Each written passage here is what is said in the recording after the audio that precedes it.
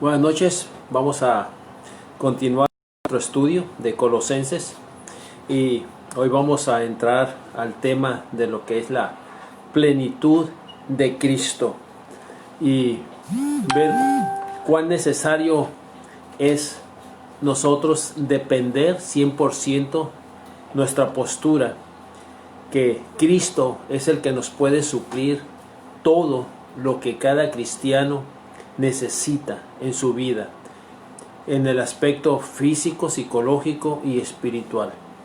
Y vamos a orar para que sea Dios el que nos guíe a poder comprender lo que Él tiene para nosotros. Siempre haciendo hincapié y recordándoles, hermanos, hermanas y personas que me escuchan, que no es el estudio, no es con el fin de que usted y yo tengamos más conocimiento, sino que conforme vayamos avanzando, usted y yo vayamos corrigiendo todo aquello que en nuestra vida no esté de acuerdo a la palabra de Dios. Oremos. Padre, nos ponemos en tus manos, pedimos que tu Espíritu Santo nos guíe toda verdad y nos redarguya, Señor, haciéndonos sentir la necesidad de cambiar todo aquello que en nuestra vida diaria, Señor, no esté de acuerdo a lo que dice tu palabra. Te pido que tú nos ayudes, Señor, y suplas las necesidades de cada familia de nuestra iglesia, que tú seas con los enfermos, Padre, que pongas su mano de sanidad sobre cada uno de ellos, y que cuando ellos se levanten, Padre, en salud, en su momento, cada uno pueda dar testimonio de que usted ha sido fiel, usted ha estado allí para cada uno de nosotros. Te alabamos y bendecimos tu santo y bendito nombre. En el nombre de Cristo Jesús. Amén. La plenitud de Cristo. Pablo no tenía duda acerca de la realidad de la emergencia existente en la iglesia de Colosas. La situación requería inmediata y drástica acción. La iglesia corría riesgo de ser destruida desde adentro por la falsa enseñanza. Un calmante espiritual no era suficiente, era tiempo para una cirugía mayor. Como un cirujano que encara un tumor maligno, Pablo usó sus palabras para exponer el peligro que amenazaba a los colosenses. Luego, para asegurar su salud espiritual, el apóstol prescribe lealtad a Cristo.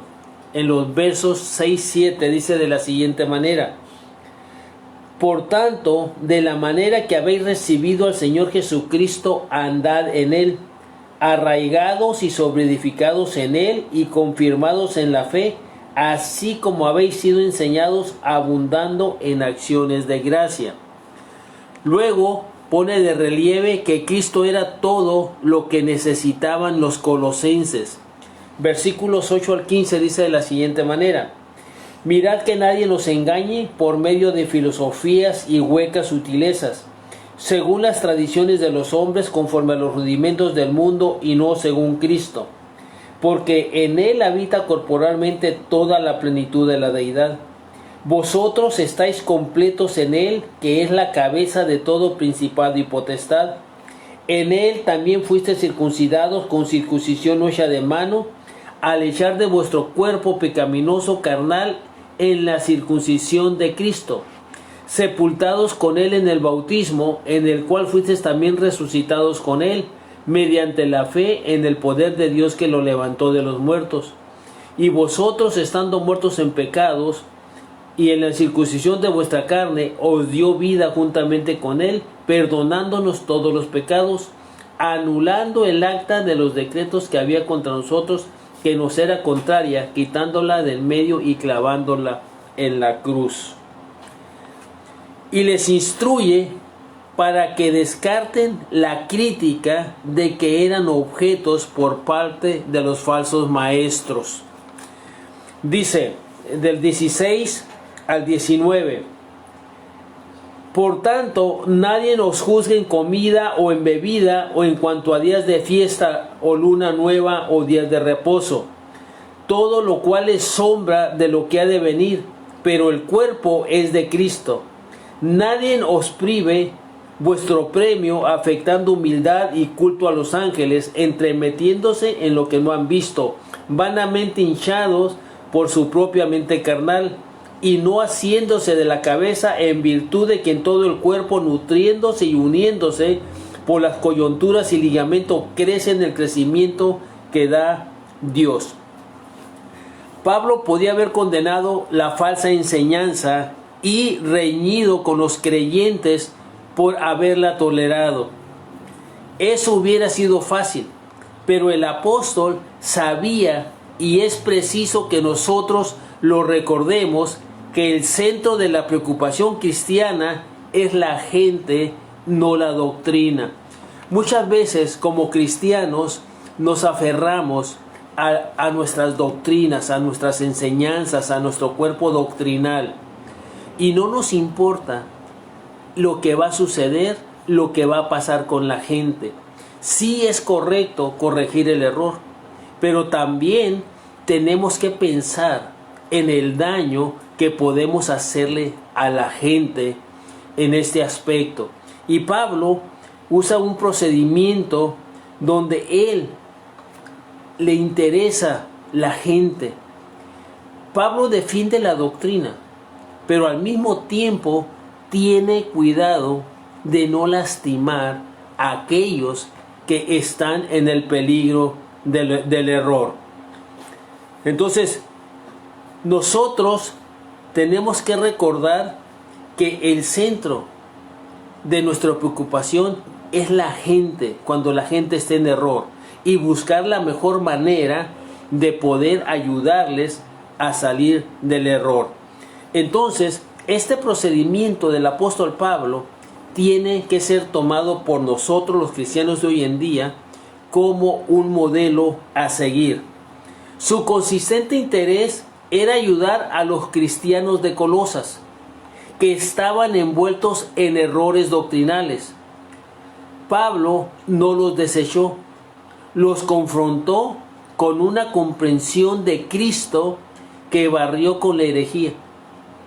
No solo pidió a aquellos que estaban en el error que dejaran algo en lo cual estaban creyendo, sino que reemplazó el error con algo mejor. Pablo, al hablar con los colosenses, él les motiva a dejar esas nuevas doctrinas que estaban trayendo los maestros gnósticos, que ahora sería más o menos como los Illuminatis. Y Pablo les recuerda que una manera de salir del error es siendo leal a Cristo.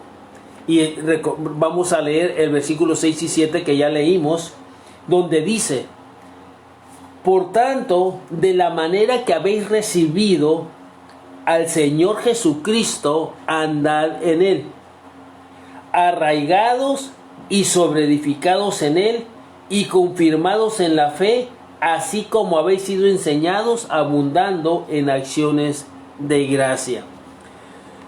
Surge una pregunta: ¿cómo puede el cristiano protegerse de las doctrinas falsas que pueden dañar su vida cristiana?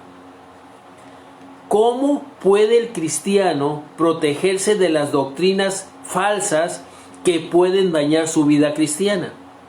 Esta era la pregunta que los colosenses tenían que considerar. Pablo la contestó por ellos, urgiéndoles a profundizar su lealtad a Cristo.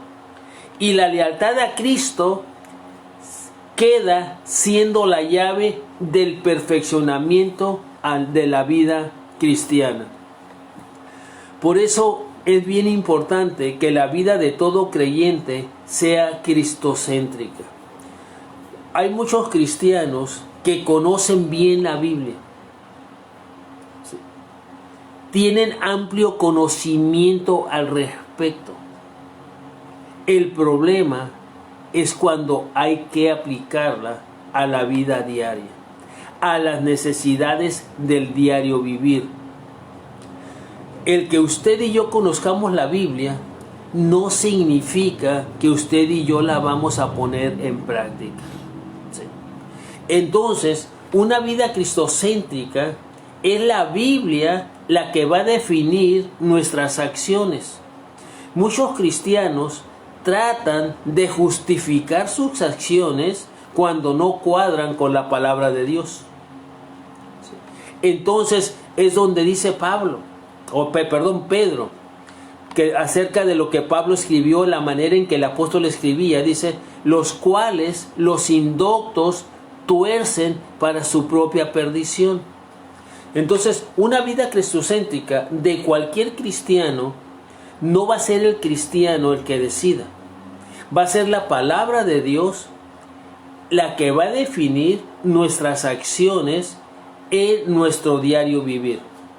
Ya sea en nuestro hogar, ya sea en nuestro trabajo, ya sea en la relación con los vecinos o ya sea a un nivel profesional. Entonces, eso es una vida cristocéntrica. Cuando cada cristiano define sus acciones en base a lo que ya está escrito. Recuerde que el Espíritu Santo, Cristo dice, no los voy a dejar huérfanos, enviaré al Consolador, el cual, dice, nos enseñará todas las cosas y os recordará las cosas que yo les he hablado. Ese es parte del trabajo del Espíritu Santo, el recordarnos lo que el Señor Jesús enseñó y también aquellas cosas que vamos a enfrentar en el futuro. En su momento el Espíritu Santo viene y toma la palabra de Dios, y es donde se cumple el Salmo 119, 103. Lámpara es a mis pies tu palabra, lumbrera a mis caminos. Mis decisiones personales están basadas en la palabra de Dios.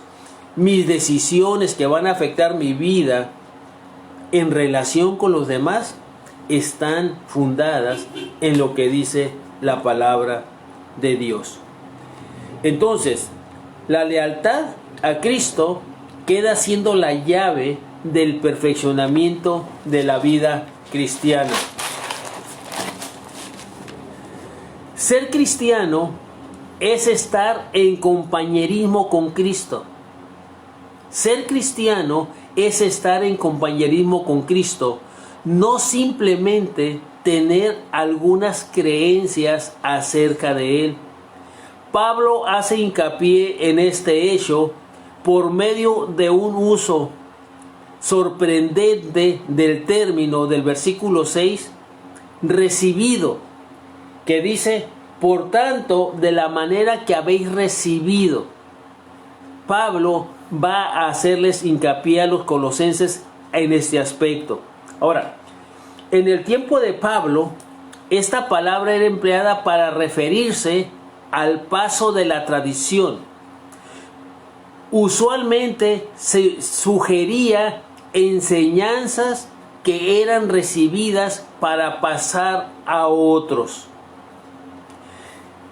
Tenemos un ejemplo en Marcos 7:14 a este respecto.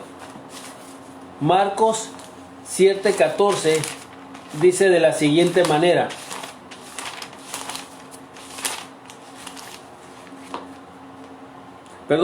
Marcos 7:4 dice de la siguiente manera: y volviendo de la plaza, si no se lavan, no comen, y otras muchas cosas hay, aquí viene la palabra, que tomaron, ¿sí?, para guardar, como los lavamientos de los vasos de beber y de los jarros y de los utensilios y de metal y de los lechos. Aquí la palabra es que tomaron, ¿sí? Ellos tomaron, ellos recibieron de otros y tomaron estas enseñanzas para ponerlas en práctica. Pablo mismo usa la palabra de esa manera para referirse al Evangelio. En 1 Corintios 15:3 dice de la siguiente manera.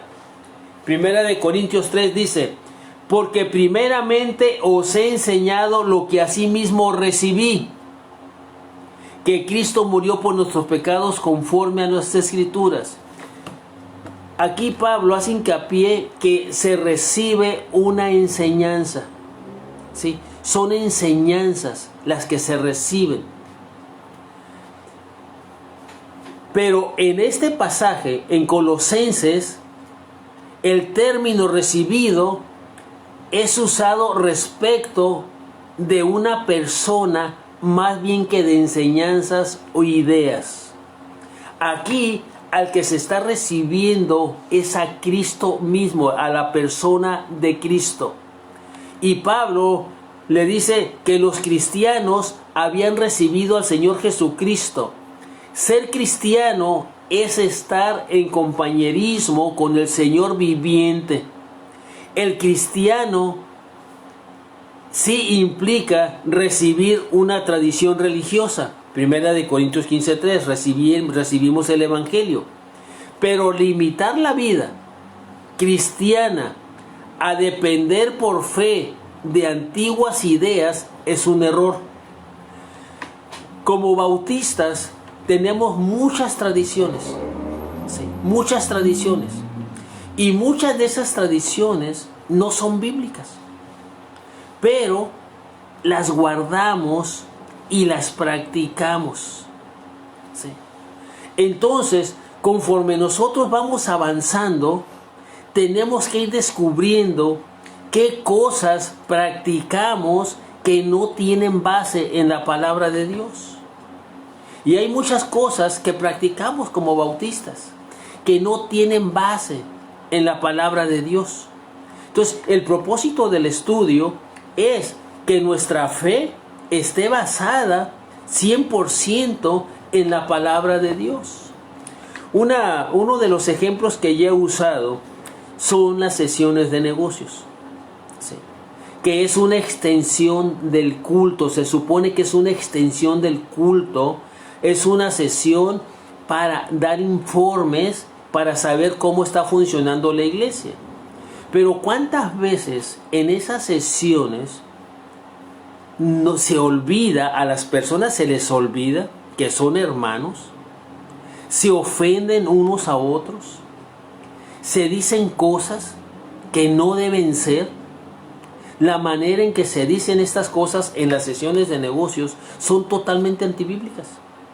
Mas sin embargo, seguimos teniendo sesiones de negocios. En mi iglesia ya no hay sesiones de negocios, se acabaron. Lo dejo bien claro. Ahora hay un cuerpo de liderazgo de ancianos, los diáconos y los directores de ministerios. Y son los que nos reunimos una vez al mes para tener nuestra junta de líderes, para ver cómo está funcionando la iglesia y qué problemas hay que resolver. Entonces, de esa manera se acabó que el 50+1 tiene la razón. ¿Cuántas veces la actitud, hermanos, del 50+1 es totalmente negativa? ¿Cuántas veces se forman grupos para lograr el apoyo, para hacer lo que ellos quieren? Entonces, de esta manera, hay muchas cosas que como iglesias cristianas hacemos que no son bíblicas. Porque la Biblia dice, hermanos, que todo lo que hagamos, todo, debe ser para edificar a los demás.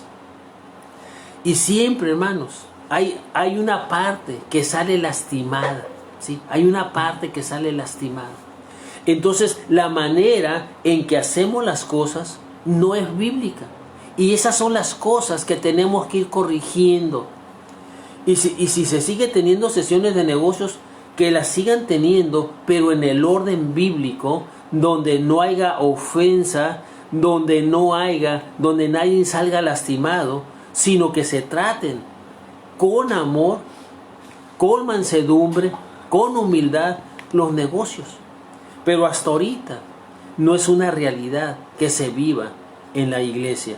Entonces son cosas que tenemos que ir retirando, tenemos que ir corrigiendo para el beneficio de la iglesia. Ahora, ¿qué necesitan hacer los colosenses? ¿Qué necesitan hacer ellos? necesitaban recordar lo mismo que nosotros, que habían recibido a un Señor viviente, no tradiciones de los hombres. En el versículo 8, mire lo que dice Pablo, Colosenses 2:8. Mirad que nadie os engañe por medio de filosofías y huecas sutilezas, según las tradiciones de los hombres, conforme a los rudimentos del mundo y no según Cristo. Muchas veces terminamos haciendo lo que la gente quiere. Y a veces lo que la gente quiere no necesariamente es lo que la Biblia dice. Hay líderes, hay pastores que tienen miedo a la congregación. Y para tener contenta la congregación, hacen lo que los miembros quieren. La pregunta es, ¿eso es lo que Dios quiere? ¿O es lo que la gente quiere? Debemos estar listos para saber si lo que la gente quiere es exactamente lo que la Biblia dice. Si lo que la gente quiere, hermanos, no es bíblico, entonces no tenemos por qué hacerlo. ¿Qué es lo que pasa, hermanos, cuando un pastor tiene que decir lo que la Biblia dice? Lo más que nos puede pasar, si a la iglesia no les gusta, es que nos despidan. Pero es preferible ser despedido por predicar la verdad a seguir pastoreando, hermanos, a un grupo de personas a las cuales vamos a tener que obedecer. Recuerde, Cristo dijo, no podemos servir a dos señores. O servimos a Dios o servimos a la iglesia. Cuando servimos a Dios, vamos a servir a la iglesia, vamos a guiar a la iglesia a hacer las cosas correctamente. Pero cuando obedecemos a los miembros de la iglesia o a la iglesia, hermanos, podemos terminar, hermanos, defraudando a Dios. Entonces, por eso tenemos que considerar, hermanos, que lo que la iglesia nos pida es correcto o no es correcto. Y muchas veces, hermanos, la iglesia exige. Y a mí al menos me lo han dicho. Y si no se hace así, aténgase a las consecuencias. Y hermanos, en mi experiencia, sigo haciendo las cosas conforme la Biblia lo hace. Y hasta ahorita permanezco en el pastorado. ¿Por qué? Porque cuando uno obedece a Dios, hermanos, Dios se encarga de aquellas personas que no están de acuerdo a lo que Dios quiere. Y seguimos adelante, hermanos. Y esas personas salen de la iglesia, hermanos, se van a otra iglesia, etcétera. Pero uno sigue dentro del ministerio. ¿Por qué? Porque fuimos llamados a ser como Cristo. Fuimos llamados, hermanos, a servir a Cristo. Fuimos llamados a ser imitadores de Cristo. Y Cristo decía, hermanos, el Padre me ama porque yo hago lo que al Padre le agrada. Y yo espero, hermanos, que Dios le ame a usted, hermano, hermana, persona que me oye, porque usted hace lo que a Dios le agrada. Que dejemos, hermanos, de agradar a la gente. Nuestro ministerio, hermanos, es agradar a Dios. Porque Él fue el que nos llamó, hermanos. Fue el que nos dio vida, el que nos rescató, el que dio propósito a nuestra vida. Y por eso, hermanos, es a Él al que debemos de servir y siempre ser leales a Él. Entonces, recordando esto, ellos se consagrarían a andar con Él. Mi pregunta para ti o para ustedes, ¿con quién andas? ¿Con quién andas?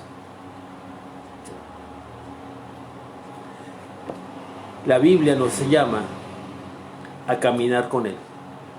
Siempre, día a día, minuto a minuto, segundo a segundo, hora a hora, mes al mes, al año, tenemos que andar con Él. ¿Sabes por qué?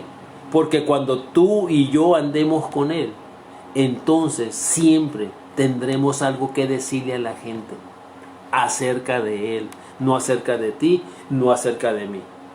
Porque ese es el propósito. Somos testigos de Cristo. Y si no andamos con Él, hermano, déjeme decirle que en momentos usted no va a tener nada que decir de Él. ¿Por qué? Porque no anda con Él.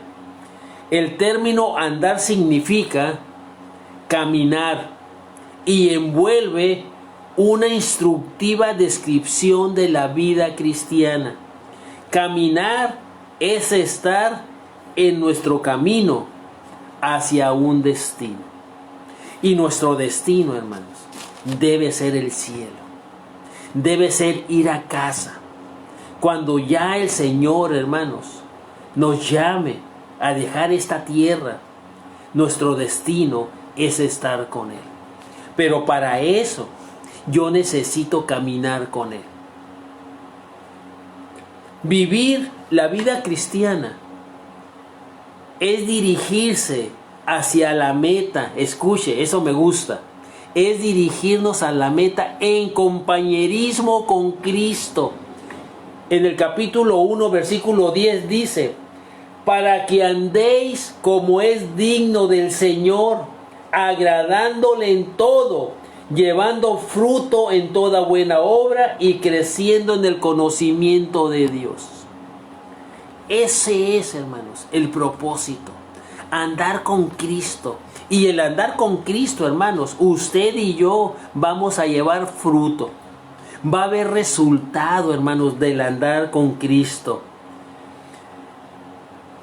Dice, no simplemente con Él. Cristo no es un compañero imaginario. Cristo es el Señor. Como tal, está presente en nosotros con poder redentor, que nuestras vidas son fortalecidas, transformadas y sustentadas por Él. Yo le pregunto, ¿cómo vives? ¿Cómo es tu vivir? ¿De qué hablas cuando estás en tu familia? ¿De qué hablas cuando estás con tus amigos? ¿De qué hablas cuando estás en tu trabajo? Realmente, hermanos, la gente puede ver a Cristo en nosotros. Realmente la gente puede dar gracias a Dios por nuestra manera de vivir. Si no es así, hermanos, simplemente reflexionemos que la vida cristiana es andar con Él. Y déjenme decirle, hermanos, que muchos cristianos no tienen tiempo ni para leer la Biblia. Si no tienen tiempo para leer la Biblia, hermanos, ¿tendrán tiempo para caminar con su Señor en el día a día? Yo les invito, hermanos, reflexiona y preguntémonos, ¿qué me falta para andar con Él en mi diario vivir, día a día? ¿Qué cosas en mi vida hay que no me permiten andar con mi Señor?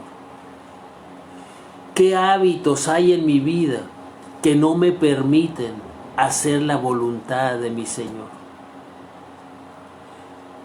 ¿Qué cosas hay en mi vida íntima que no me permite vivir en compañerismo con mis demás hermanos en la fe? Reflexión, hermanos.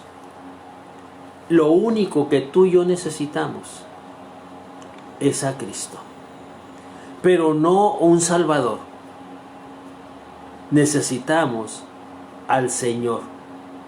El Señor que nos va a guiar.